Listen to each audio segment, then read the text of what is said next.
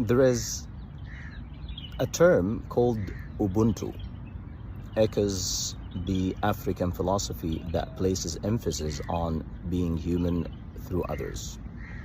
It has been succinctly reflected in the phrase, I am because of who we all are. Word of the day is Ubuntu. It's a noun, and it's an African philosophy emphasizing shared humanity, compassion, and interconnectedness, often expresses as I am because we are. In my head, I believe Ubuntu works in a like-minded community, which means if I exercise Ubuntu, you need to exercise Ubuntu. If the next person doesn't practice it, I'm not harsh to him. I'm just civil.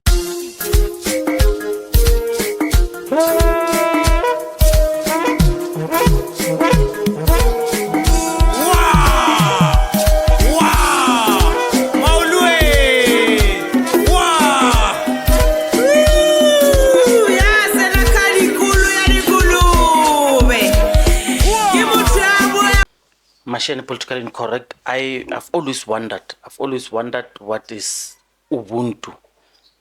The term Ubuntu, as we apply it, is not the same way that white people or people outside Africa, outside Bantu people, outside Africans in general, define it. Like, for example, the most general explanation of what Ubuntu is I am because you are, I am, I live with. You see, it's always difficult to explain it. Foreigner who are nanunguni, we call it gebotu. It's more like empathy, a people's way of thinking about the hardships of another person. So, of other people, in fact, because it's not an individual thing, it's people, the way generally people feel about other people, because it's not individual, it's not a one-to-one. I think on a one-to-one, it would be unfair to suggest that white people do not have empathy. But the general explanation of what Ubuntu is has always been white people have been found wanting. And I'm not a sociologist, I'm not an anthropologist, and people have advanced, in fact,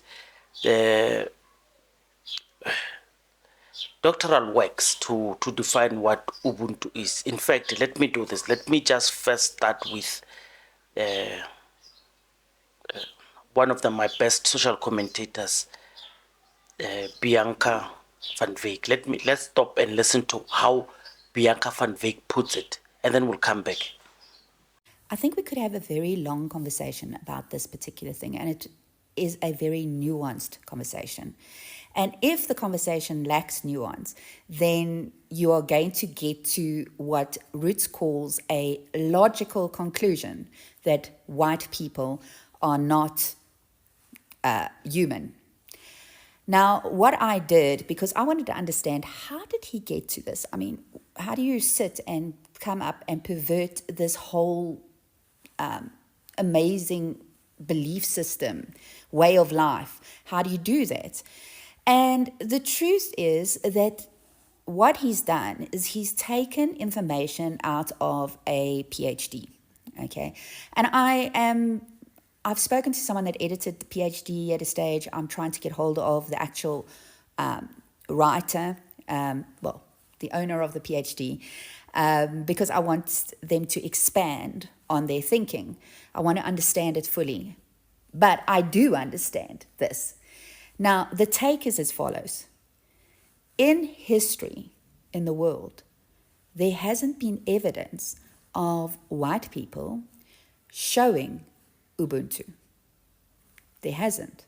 I mean, even in times of strife and where, for instance, everyone is under attack and in the same boat, white people don't seem to demonstrate Ubuntu. Now, this is, we're talking about as a collective. We're not talking, there are individuals that are, kind, caring, understand humanity and understand that people are interconnected. And it would be very hard to find that particular area. I mean, if we just look at the moment what the USA is doing to other white people, for instance, not just Africa, then you can see how can you not care? You know, how can you not see the impact you're having on humanity? So, yes, the statement is made that white people haven't demonstrated Ubuntu. However, there is no statement and no logical conclusion that that means that the people that do demonstrate Ubuntu don't see white people as human beings and therefore can kill them. In fact, it's counterintuitive. I don't know what Roots was thinking, and I mean, that's so perverted. So yes, I understand where you're going, but it would take a nuanced conversation and we go back and forward on it, because I'm not totally disagreeing with, there isn't evidence at the moment where you can say, okay, as a collective, white people showed Ubuntu, yeah. And for instance, one of the things that happened, and I was wondering, what would white people do? Okay, so there were a group of, there's a hyper focus on poor whites to highlight the victimhood of white people in South Africa, and the Americans have climbed on this bandwagon, and they are talking about, white informal settlements. Now, there's an example where a group of economically disadvantaged whites were staying in a caravan park, and they were moved, all right, to this informal settlement. And the interviewer then asked one of the residents, what happened? Is there a problem between you and the black residents of this informal settlement? And she said, you would be surprised. Because we had to urgently move and we couldn't move all our stuff, what happened was that we got here and we didn't have all our stuff. And she said there were streams of black people bringing mattresses, blankets, food, etc. And that is Ubuntu. That is just something I just haven't seen that. I have seen it on the individual level, but I haven't seen it on the collective level. Is, yeah, you've identified people that are in trouble, let's all help them, Yes, they're not like us, but let's all help them. We can't get anything out of it. I don't say that's always the case, and again, I'm not focusing on the individual level. So, yeah, this would be a nuanced conversation. But here's the piece of the interview. Feel like you guys have been accepted by your black neighbors? You won't believe it. The time we moved in here, most of these white people, we had to leave things behind. Most of the people didn't bring beds, bedding, all of those kinds of things. And you won't believe what I'm going to tell you. The black people came from outside carrying blankets and beds and food to our community the time we moved in here. And since today, there's nothing wrong with staying here. You see, for Bianca, it's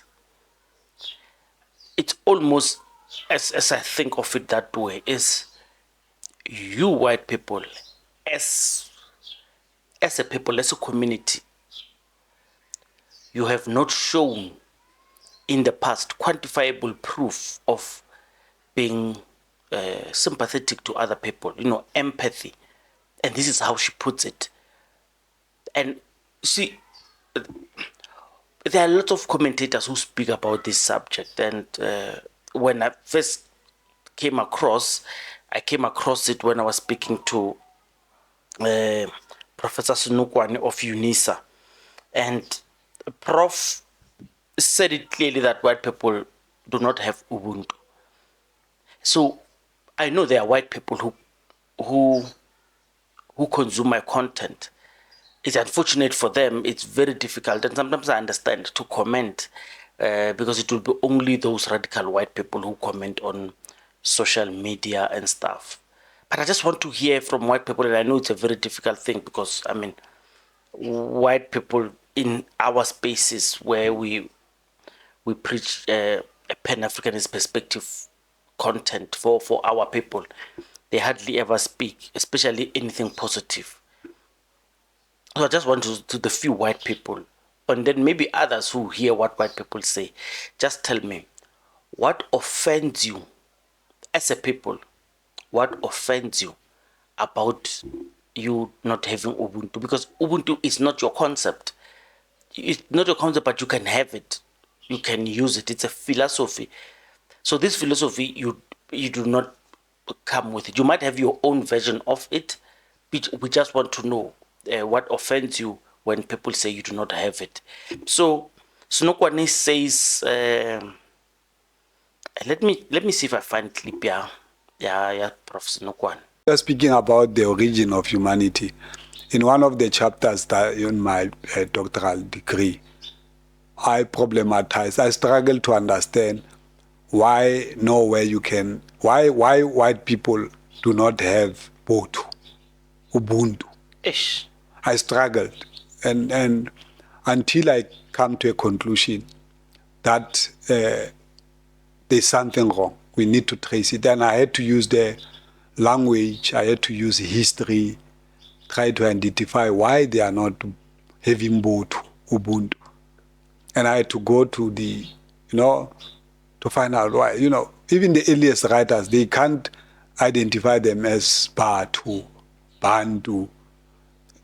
When they speak of us, you say, especially Sol Plaatje, the one that I read, he will speak of us as blacks, for example, or Africans, Bantu, for example, natives. But when they speak of whites, it will be whites, Afrikaner, settler, but refuse to use the same concept for both groups. Then I said, but why? Then I realized, let me check. Ubuntu, Bantu, noun versus a verb. What does it mean? Others were identified, Lekhoa. You go to history. The first experience is that they moved out of the two ships, moving out of water. Kwa, root stem. Le, as an indicator, kwa, le kwa, le kwa. No, you are vomited. Kwa. You are vomited by the sea. Le kwa. They were explaining their experience, seeing this one's being vomited by the sea. Go to Amazulu, seeing them during the trek, the great trek, you moving as a group, as part of a group, Abelug, part of a group. So they identified them with their experiences, but they refused to call them Abantu, Batu. And the argument is that once you can't classify one as Umuntu or Mutu, you can't then attribute Botu or Ubuntu to that. You can only attribute it to Batu or Ubuntu or Abantu. So those are some of the things that are very interesting in how we do politics and theology in trying to understand ourselves, especially our history as black people. Because the question of humanity is not limited only to generalizing that we are all human. It has always been a problem. So it's one topic that one maybe academic can come speak about it. So there are going to be other commentators who speak about this subject, this particular subject of Ubuntu. I've maybe assembled a few commentary on it.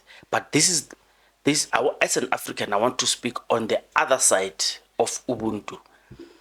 I've always complained that African people are not sympathetic and empathetic to each other, to an extent that it even makes me question Ubuntu.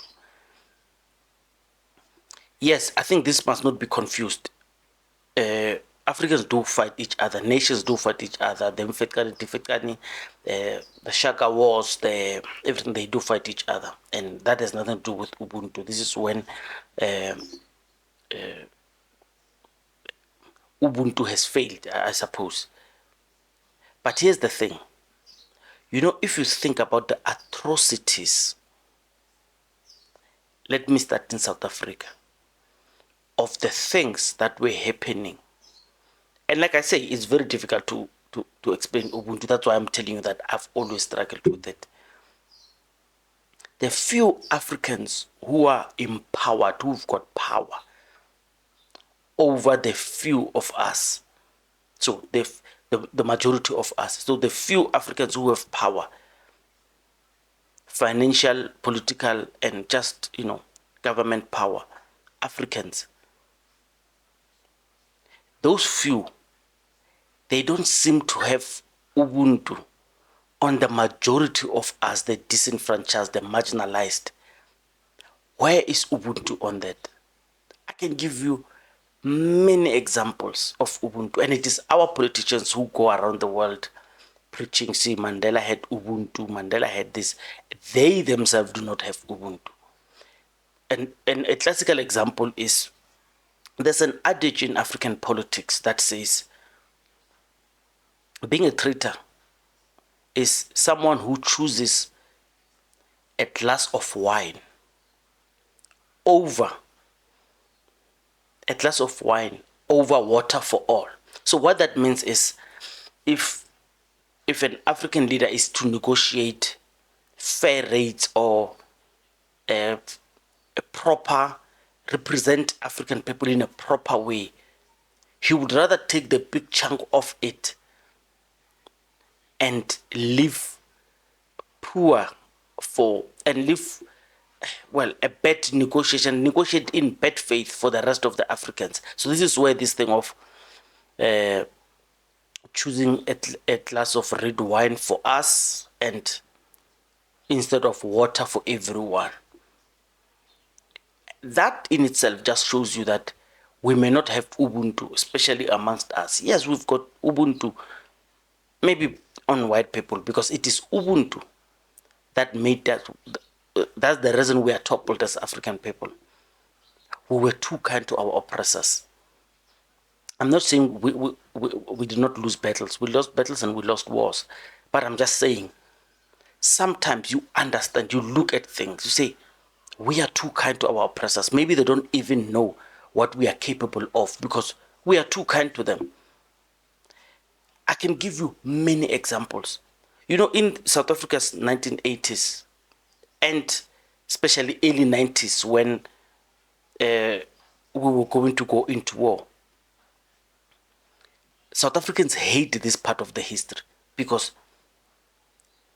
there were IFP and ANC wars. ANC was seen to be representing the rest of the South Africans. IFP, because it is Zulu aligned, was seen as it was aligned to AmaZulu. The relationship between AmaZulu of today and Afrikaners. I did a podcast where Mrs. Zulu, the current king, was meeting, and they were showing their love for each other with what our political people tell us. These are our land thieves, the Afrikaners. They were cordial with each other in public. And I've done many episodes to show you that it even went to court where the Afrikaners, the National Party, there were links between armaments of cash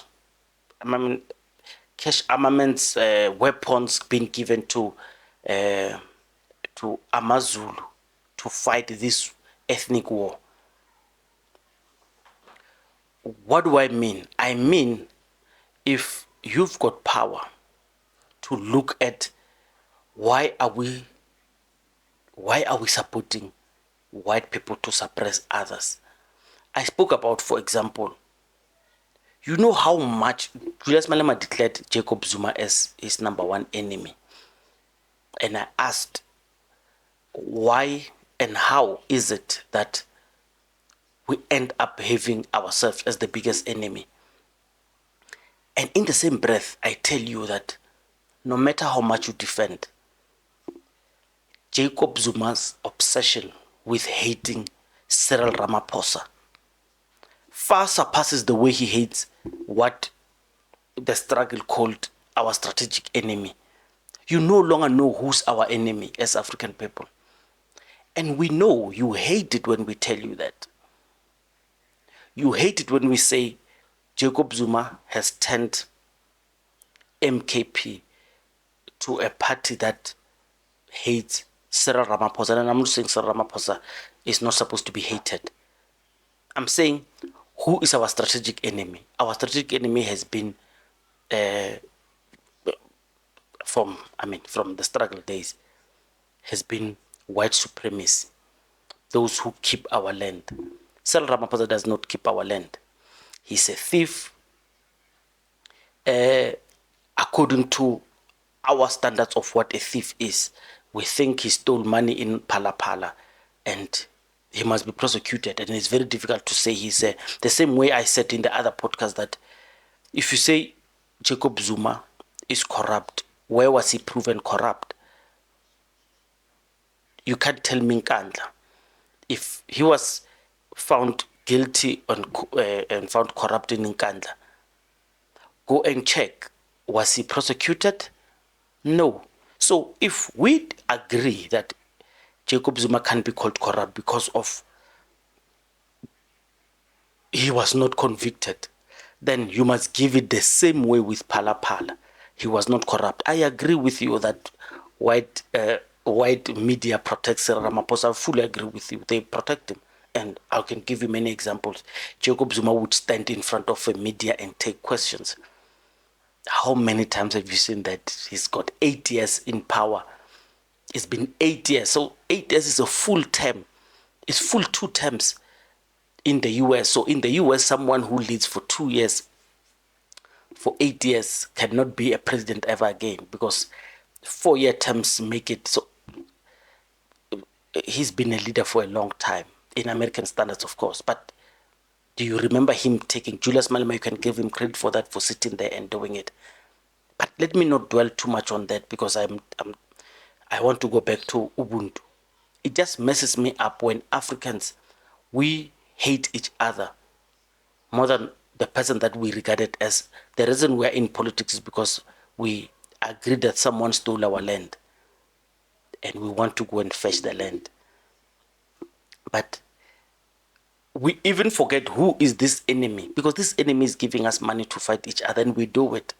It's very embarrassing. It makes us look stupid because we accept money from the oppressor, the person that we call enemy, and then we fight amongst each other. And this is why I'm saying Ubuntu confuses me.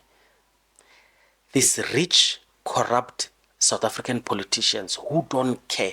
But have you heard about Life Esidimeni? Have you heard about Marikana? Have you heard about Andris Tatane? Have you heard about Giyani Water Project? You know, if you could just make documentary about the decisions that were made by African politicians. And, you know, some fellow MK comrades and commanders, you have this tendency of absolving Jacob Zuma on certain things that he did when he was in the ANC. When we say African politicians, South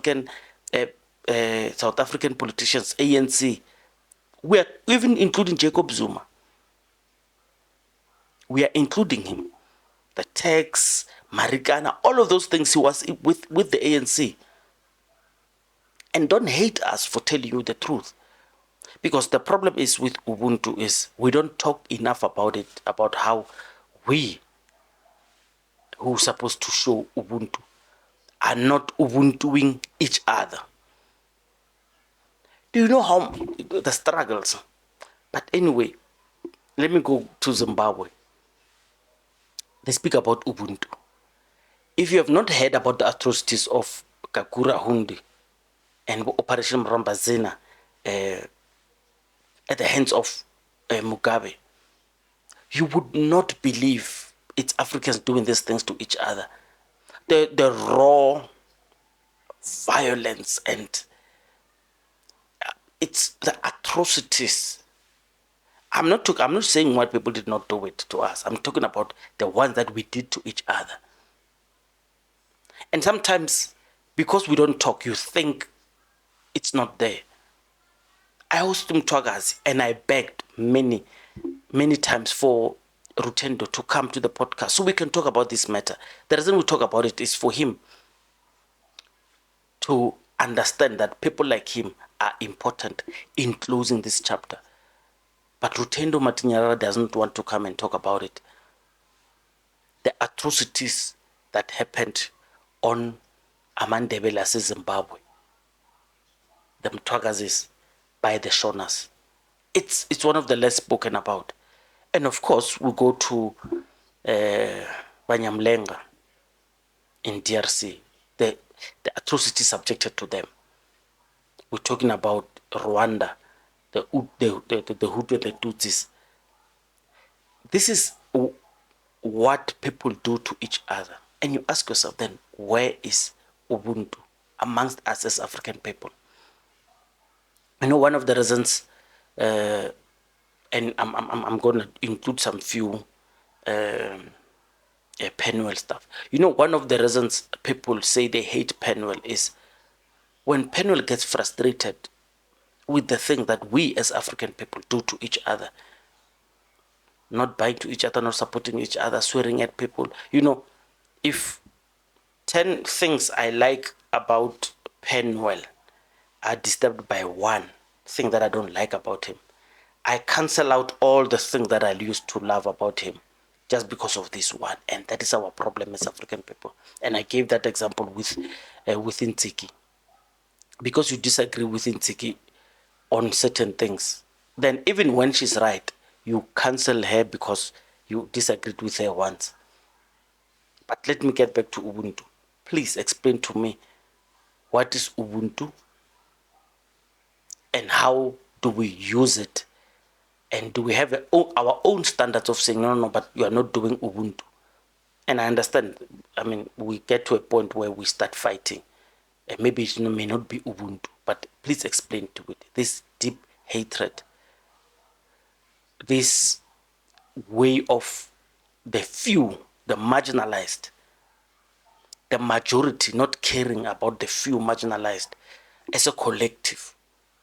What is it that collective Africans do to a few impoverished? Have you seen the hatred South Africans have of the minorities like Batsonga and Bavenda? The hardships. But anyway, please explain to me so I can understand it. Sometimes it beats me, and I honestly don't think we criticize each other enough. Because when we go abroad, we speak about Ubuntu, but when we are at home, we fail to practice that Ubuntu ourselves. Thank you, Machine Political Incorrect. Let's listen to others, and maybe let's get to understand what is Ubuntu. Thank you. Ubuntu means white people cannot have Ubuntu. I am because we are. That is my understanding of Ubuntu, right? Another way of putting it is when they say it takes a village, which means you need to operate from a communal mindset in order for you to understand what Ubuntu means. For Africans, Ubuntu is very innate. It's very easy to see how Africans operate and function, which is not from an individual standpoint. However, what you are confirming is that Europeans operate from an individual standpoint and individual ideology. Africans, not so much. So that goes down to European history, which really has nothing to do with Ubuntu, because Ubuntu is practiced globally. However, your idea of it says a lot more about your history than it says about Ubuntu. African philosophy is a very rich discipline encompassing very beautiful traditions, and it definitely doesn't get talked about as much as it should. And I was thinking of the concept of Ubuntu quite recently, and so I thought it might be fun to just think out loud for a few seconds and see what happens. Ubuntu is a core tenet of communitarianism within African philosophy. It's a bit tricky to directly translate it into English, but it is typically translated as humanness or humanity, the act, the art of being human. The idea behind Ubuntu is that a solitary human is impossible. It's a contradiction in terms. To be human is to be in community. And so within Ubuntu, harmony is emphasized above all else. Ubuntu says, I am because we are.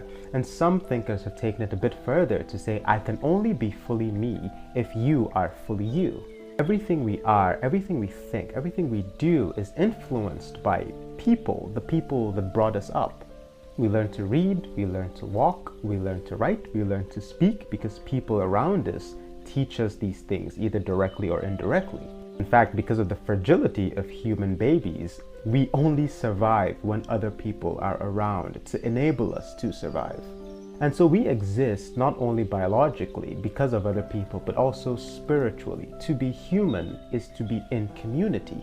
So anger and hatred and bitterness and jealousy, all of these things that are corrosive to harmony are in a way anti-humanity as well. This is the idea of Ubuntu.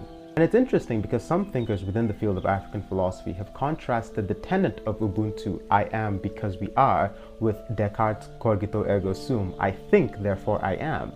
And this is an interesting comparison because Descartes' assertion is very individualistic. I think I might exist because I'm thinking right now. But that doesn't tell me anything about the people around me. I can't really know if you exist because I don't know if you're thinking as I'm thinking right now. But within Ubuntu, you could say, of course you exist. You exist because the people around you have enabled you to exist.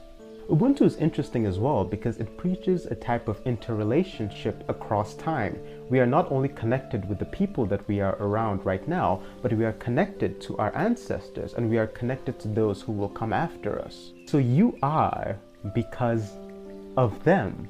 Your ancestors enabled you to exist, and the people who brought you up as a child enabled you to exist. And so where Descartes says, I think, therefore I am, Ubuntu says, I am because we are.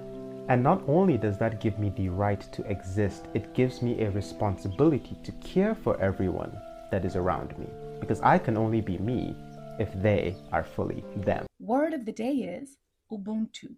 It's a noun, and it's an African philosophy emphasizing shared humanity, compassion, and interconnectedness, often expresses as I am because we are. It originates from the Bantu languages of Southern Africa, particularly Zulu and Xhosa. It was famously championed by Nelson Mandela and Desmond Tutu as a guiding principle for reconciliation and justice in post-apartheid South Africa. Used in a sentence, it sounds like, success isn't about stepping on others. It's about lifting each other up. That's Ubuntu. Another example would be, solipsism says, me first. Ubuntu says, we rise together. Another example, the greatest leaders don't act alone. They embody Ubuntu, knowing we're stronger together. Ubuntu. Can a white person or an Indian or a Chinese or a Japanese person be an African? That's beautiful. I lived in Britain for some years. I lived in Netherlands and Utrecht for some time. I spent some time in the US. And while I was in Europe for those years, I never became a European by all practical purposes. If I can go and live in India right now, I'll never be an Indian. 6 generations later, 10 generations later. My children can assume citizenship and stuff like that. But in all fairness, if a black man living in Sweden right now and in Germany cannot be addressed as a European, that's exactly what you're asking me. And even if he has children and they're on the paper it's written European, but are they European? You're asking the essence of identity. No, there's no white man who can become an African. Because there's no African who can become a European. Full stop. Not mixing the words. And that's a reality we need to start dealing with. Right now, even up to now, our black brothers that are in America, what are they called? African Americans. Yes. Why the suffix? Why the prefix and why the suffix? Because the white Americans are not called Irish, Italian, Spanish. You have your answer right there. You spoke about violence. And one of my criticisms has always been this concept of Ubuntu and being an African is almost always anti-violence. And maybe that No.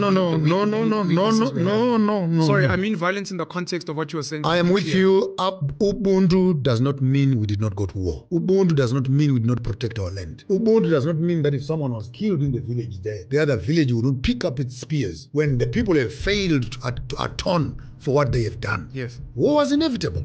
So Ubuntu is not docility. Otherwise, why are we talking about spears and shields and chants of war? Ubuntu must not be abused as a docile state of an African. Yes. We're bowing down. No. Ubuntu is dignity that says you respect me because I respect you. Is it not just defense, that violence, versus, you said in America, maybe Europe, where they intentionally go out of their way? The idea right now is for Africans to reclaim Africa. No one that I've ever heard of has ever spoken of an agenda of colonizing Asia, Europe, America as an African and say, look, while they're busy having fun on our continent, maybe to attain the power they attained or to reclaim whatever power we have, we're going to send small groups to go and colonize, whether as Nigerians. I know we spoke about this the other day, but I think many people got offended that if these white people don't change, and they don't change fast, they now have an educated group of Africans who are equally scrupulous, equally sharp-minded like they are. And me and you, we share the same idea on that. If these guys don't change, we will wipe them off the face of the earth. All it takes right now is for me to start a campaign that says, let a black man that is there get a white woman as a second wife. Or let all the young men that are there marry white women. It takes one generation, and once they cross over that line, the white community will disappear off the face of the earth. Unfortunately, the clans, what do you call them? Clan. The Ku Klux Klan, the KKK. They know it. That's why white supremacy. That's Urania is a mild version of the KKK. It's about preservation. We don't want. But if you guys are allowed to preserve yourself, why is everyone else not allowed to preserve themselves? That's the real critical question that KKK and all those people would think that they're right. If the white people think that they own the economy of Africa, what makes you think that the Africans also don't want to own the economy? If the white people think they own the banks, what makes you, if vets and other institutions, the white institutions, think that they have the right of existence, then what makes you think that Africans also don't want the same thing? You want good cars, we want them too. You want beautiful houses, we want them too. We want our children go to school? No, we want them to build our own schools also. So this sense of, I don't respect you, because and again, this is where religion really messes up this thing to a level you can't understand. Because it is Christianity that taught the Afrikaner when he came here that God was cooking people in a pot. Humanity was in a pot. This is on paper. Yeah. The Dutch Reformed theology. So he took out the whites first. That's why they are white. The next, he took out the Indians and the coloreds. That's why they are light in complexion. He thought I was going to take out the blacks. Then the story says he forgot the blacks in the bottom of the pot. That's why they bent and they started bending. Now, then Christianity says you are a chosen nation. The covenant. To this group now, they're a chosen nation. Listen to dangerous verses. Wherever your foot will go, I'll give you that land. I'll send you to the land of the Gentiles. You don't know, and I'll give you that land. And then the Afrikaner, when he comes into South Africa, he says, God gave us this land. And God gave them the land because the people they found on the land were pagan and did not believe in Jesus. And because they believed in Jesus and they are the children of the Most High, therefore they have power and authority over the people that are non-believers. The Kafirs. I want you to understand. The non-believers. This is serious because the whole idea of apartheid is not politics, it's religion. Therefore, if you don't believe in Jesus, you don't deserve dignity, you don't deserve respect, you don't deserve land. And me who believe in Jesus, as that other white man from Harry Smith, whatever it is, he spoke out blatantly. Lord Smith. Not Lord Smith, man. Oh. This is a pastor who does crusades there with puts on a big hat. Oh, Buchanan. Yeah. Spoke up and he said, only us, the Afrikaners and the white people made a covenant with God. Oh, wow. That's and the rest of you, and then he'd come back a few days, of course, and apologize for religious reasons. But he had already said it, and we had him. And by saying that the only ones with the covenant, it means that all of us, 15 million later, who don't have a covenant with God, we don't have access to water, don't have access to land, don't have access to respect and dignity.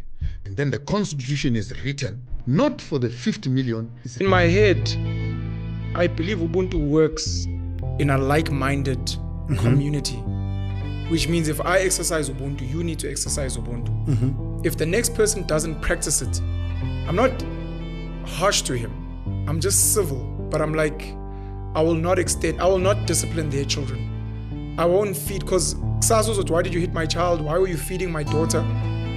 I will exercise with you because we share. And I feel with Black Africans in particular, part of the problem is that for a very long time, Black Africans kept Ubuntu in a space where the people around them didn't have it. And that's how I think it got messed up. Whereas when you look at some of these communities, the Jewish, the Muslims, etc., they exercise it within their communities because it's like, we share it. And I think for me, who's visited some of these communities,